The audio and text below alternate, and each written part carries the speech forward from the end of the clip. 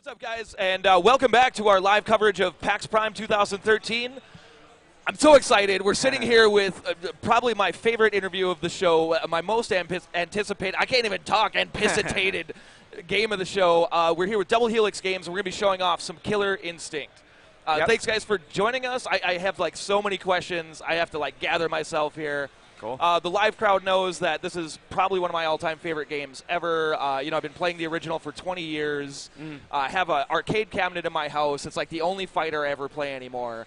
I guess first off, like, for someone like me, I did get a chance to play a little bit of this out at Comic-Con, and it is a little different. Now, for somebody that's been playing for the original for that long, what would be some like tips that you would give somebody to get inclined with the new systems? What I would just say is start out, with what you know. We started out from our foundation for the game was like what Killer Instinct was in the beginning. So in terms of the combo system, super long combos, combo breakers, our crazy announcer, and the wide and varied cast of characters. So that was our baseline. And in terms of gameplay, we took the baseline gameplay from the game and basically just expanded upon it. So the core system of opener, double, linker, double, ender, that's still there. It's still there. Yeah, it's still there. It's a little bit broader now. There's some more systems in there. It's not quite as restrictive as it was in the original game. You had to kind of piano down the buttons, from heavy to medium to light. Because I remember it was like heavy, what was it, heavy, medium, light? Heavy, medium, light, heavy, right. You had to kind of like circle piano down. When you were doing doubles, going from linkers to doubles to doubles to enders. Now you can just choose any button, for your linker or your double or whatever. So you're less restricted. You have a lot more variety there. And we've included some systems that that kind of deal with that and that keep the gameplay interesting because of that new freedom and that new variety. So say, for instance, our combo breaker system, it's a little bit different than it was in the original game. In the original game, you basically had to do a joystick input and the button that was opposite of the button that the player chose. So if your opponent was doing a combo on you with a kick button, you had to choose a punch button and do an input. Right. When we thought, okay, that was cool, that was interesting, but how can we make this a little bit more accessible? How can we get players a little more intuitive? Yeah, how can we get players to this point where they're engaging in this one-on-one match, this kind of mind game with the player, without thinking about the inputs or the technical aspects of it getting in the way? So we kind of simplified it. We said, okay, no more joystick inputs, just button inputs. Okay. And we brought, but at the same time we broadened it. Instead of like a 50-50 chance, it's kind of like a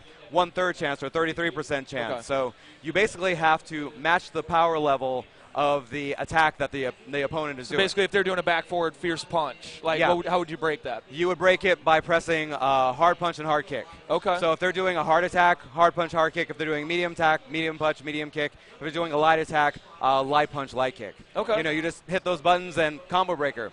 But so we're just like, okay, that's interesting, that's cool. That's a little bit, it's a little bit different than the original. Right. But okay, but how do we keep it from players just like kind of button mashing, and just like, oh, I'll just try every button. Yep. So it's really important to have risk reward in just about any game, and especially in a fighting game.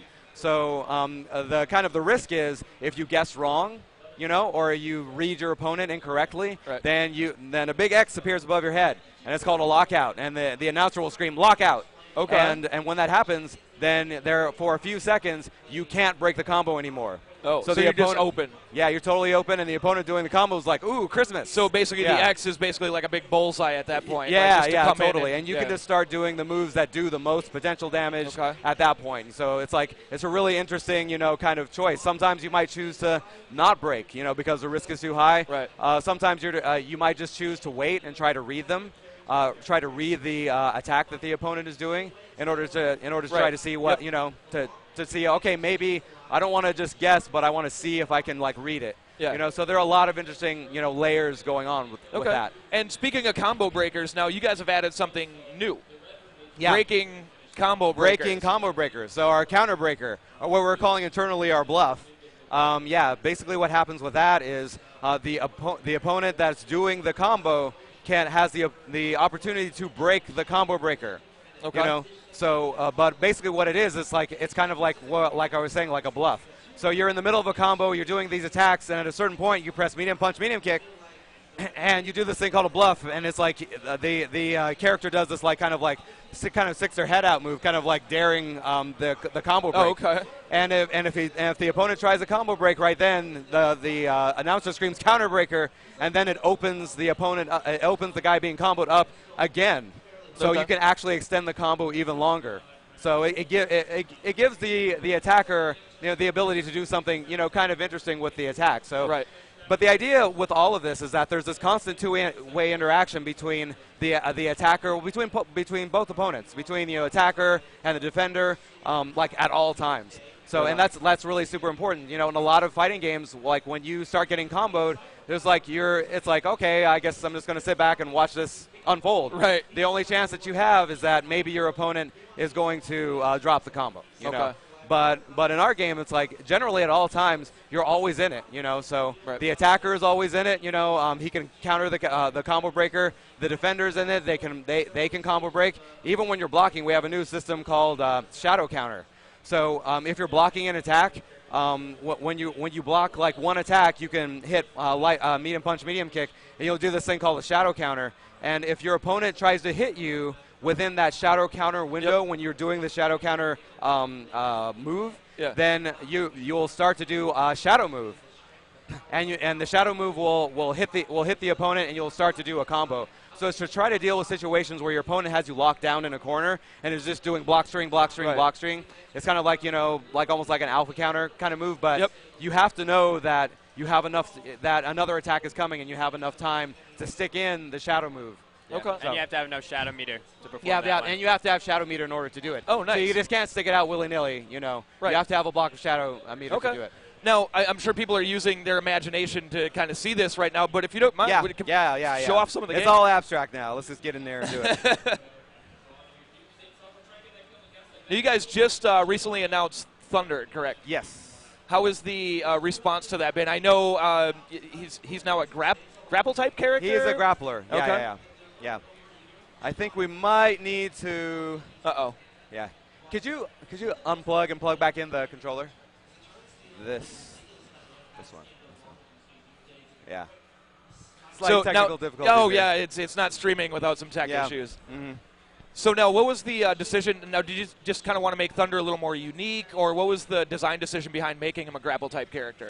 Well, okay, so that's actually really important. It's really important to the way we are kind of rethinking about how to approach Killer Instinct as a modern fighting game. So the idea is that in a modern fighting game, you have many different gameplay styles, right? And the original Killer Instinct, while each player had signature moves, Glacius had his puddle punch, and Orchid had her like overhead kind of like spin kick, like splits kind of move. A lot of characters kind of played in a very similar fashion. Oh, awesome. Yeah, it was like Saberwolf and Combo were pretty almost identical. Yeah, as just far about as, any character could rush down, you know, and just about every character had like a projectile of some kind, and had an anti-air of some kind. So the idea that we sorry, go on. No, the idea that we approach this with is like, okay, how do we make each character's gameplay style a little bit more unique, more individual? So, so we started to think about this pyramid of like range zoner. Rushdown and grappler, and then kind of like hybrid, and we decided that okay, each one of these characters is going to fall into one of those categories. So if you look at Saberwolf, he's like kind of like the original game. He's like a classic just aggressive rushdown character. He can do his moves are really fast. You see this naked aggression that Dan's pulling off right now, and he's like very true to that. And then you look at a character like Glacius though, and we approached him very differently. Glacius is like a very classic zone-style character. He's a bit slower, but he has a lot of long-range moves. He has a lot of setups with his hail, and he's about mind games, keeping the opponent away, and then trying to set him up. And even in the classic, I remember Glacius kind of being that type of, not so much a zone character, but like a mind game character with the like uppercuts behind and front, all over the place. So he had a bit of that. So we really extended that. We really took that philosophy and took it to its logical extreme with him, and it makes him a really interesting, really kind of cool character to play. Very different. Yeah, nice, well done. you know, very a bit different than he was in the past, but you know, still a lot of recognizable moves like the puddle punch, but new moves like the hail, his projectile move that he can hold and that will hit the opponent from the air as opposed to like a direct projectile. Right, and I was already reading about this. One of Thunder's, I forgot the exact name of the move, now can actually like float right through that. Yeah, with yeah, the right yeah, timing. And yeah.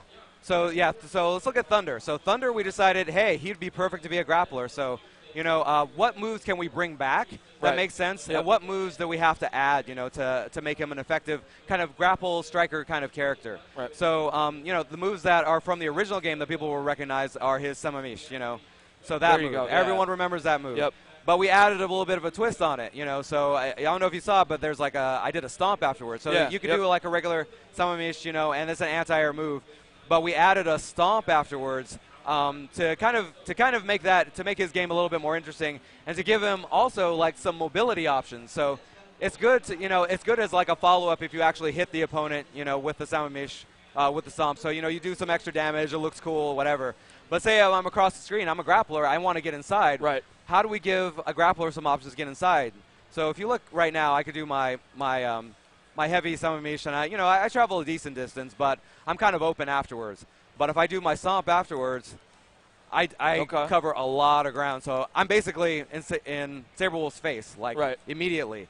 And that's really important for his new signature move, his Call of the Earth. Yeah. Oh, nice. The X. All right. So this move, that is his command grab. That's what's establishing him as like this scary kind of grappler style character. So that's a new move that he has. Another new move that he has is his leg slicer. So basically he dashes back and then dashes in really quickly. So it's a way. Slow. Yeah, it's slow, but it's a way to kind of bait out an attack, jump back and then jump in, and then again you're in the opponent's face and you can start a combo. Okay. Now, what kind of makes me happy seeing this in action, you know, when I think grappler, I'm thinking, you know, like Zangief, you know, 360 rotations, things like that. Yeah. It seems like he's a little different, has a little more speed, and still has some basic moves that aren't just grapples. Yeah, that's a really great way to describe it. Yeah. He's a killer instinct grappler. Okay. We don't want the inputs to get in the way of you know, having really getting to the core of what the character is. Right. So he doesn't have a 360 input. It's just a basic quarter circle back for his command throw. And just about all the characters in the game are like that. You know, the most complex move we have is a Dragon Punch style move. You know, forward, down, down, forward. You know, so no 360s. You know, and even Saberwolf. You know. His moves are back, forward, down, up. He used to be a charge style character, but now there's no charge, you know. And that was one of the things that I kind of had to wrap my head around is you don't have to charge anymore. It's just a simple back forward. Simple back forward, and it allows the Saberwolf character like Dan. Dan is like he's like a pro Saberwolf character. He's super aggressive, and it totally suits his style. He doesn't have to worry about charging. He's just like, hey, when can I stick out my next move? Well, I think that was one of the small issues with Killer Instinct. It was so easy to tell, you know, if somebody's going to throw out a move because they're kind of just sitting there for a second waiting for that charge. Yeah, totally. Yeah, and that's something that players have noticed, and it's definitely different about this game, is that it's super fast. You know, it's like, especially when you see a character like Saberwolf going at it, you know, his moves are really fast. It suits a really distinct rushdown play style, you know. And that was very important for Saberwolf, that his play style is like distinctly rushdown, not kind of like a hybrid. He's just in your face all the time. It also makes him a lot easier to get into, because if he's no longer charged, it's a lot easier for a new player to hop in and back forward. They can get and I will input. say, having people, like I said, I have an arcade machine in my house, and every once in a while, you know, like beat up my friends or whatever. But it is, I don't know why, I guess it's a fighting game thing, but it is hard for them to understand. I'm like, no, you have to hold it for a couple seconds, then hit forward. Yeah, it's definitely one of the hardest things for new players is that charge input. Really? Okay. To me, it seems like second nature, but I guess, you know, so. Yeah, like, we're used to the timing, but like for a new person, it's like, how do I know like how long I have to charge? Right. Well, and then for that, too, if you're playing Saberwolf, it'd be like back, forward, and then a button, and then you still have to charge forward, then hit back. So, that's slick. Now, does Saberwolf still – so is that still how the link setup works? Is like if you hit back, forward, linker, then forward, back, or is it a little bit different than that? Well, it's basically all the linkers are basically special moves. So you just repeat like whatever special move it is. So like with Saber, he has this move, a Ragged Edge. He dashes forward with his claws. So basically, And- instead yeah. of the reverse, now it'd be like back forward, linker, Yeah. then back forward Back, again, and then back forward, yeah. Or then down up. His anti-air is a down up style move. And you use that, as an ender. Most of those moves are also enders. You just have to use the hard punch or hard kick version of that move to end. Okay. And ending is super important. I don't know if you're noticing on the screen when damage is being done, but I'm gonna start a combo, and you'll notice on the life bar that a lot of there's this big white thing. Yeah. And basically that's potential damage. And in order to cash in that potential damage, I have to do an ender. Okay. So if I don't, then that potential damage is just sitting there, and it gradually goes away. So it'll encourage. So you're like, oh, there's all this damage sitting on the table. Yeah, dude. Right. And now I was going to ask about this too. The bar, like over the combo meter, there is. Yeah. What is that all about? Okay, yeah, the bar over the combo. Oh, right here. Yeah. Yep. Okay, yeah, the With bar, the green lights lighting right up. there. That's called the bar that's filling up right there is called our KV, our knockdown value. Okay. And basically, once that fills up, the combo drops. So the more moves you do, the more it fills up. And then, like, the closer it gets, you're like, oh crap, I gotta end it, or else I'm gonna lose all of this damage I could potentially do. Oh, really? Yeah. So if you push that too far. Yeah, you'll get knocked out of the combo, and then you'll see that potential damage that you could have had, and it's just sitting there. Now, originally, before our latest build, that potential damage would go away immediately. But now it kind of sits there and it kind of goes down. So do you have a chance to jump back? You have the chance to jump back in. If you can jump back in and even do a small combo and do an ender, you get all of that damage. You can still get all that back. All that damage comes I like back. that. So it encourages a really aggressive playstyle, which is also really important for us. That Killer Instinct is all about aggression, getting into the opponent's face, doing cool stuff. And we wanted to find ways to encourage that even more. Right on. So, and we also wanted to find a way to make sure that matches weren't going too long. That's one thing we noticed at EVO is that there were a lot of combo breakers. Matches were going too long. Sometimes they would time out, so we're trying to figure out ways to combat that. And the new way that we're treating potential damage is a good way to deal with that. So there's all that damage that's sitting there that could be done. Not only does it mean that damage could all go away, could all happen at once, it also encourages the player who could do that potential damage to get in there and attack. Oh, awesome. Okay. Yeah. I am not sure if our mics are on anymore. Oh, really? Yeah, it went really quiet. Are we Okay. on? Okay. Okay. I just couldn't hear myself, so I'm like, I feel like I'm deaf. Yeah. All right. Another thing, too, I know recently there was another character tease. Yep. Now, I did confirm this with you earlier, but just for the live crowd here, Yeah. can you confirm that this is not an old kid? This is not Orchid. This is not Maya. This is not Kim Woo. This is a brand new character. Right on. Yeah, so, something we felt was really important when we're bringing out a new game.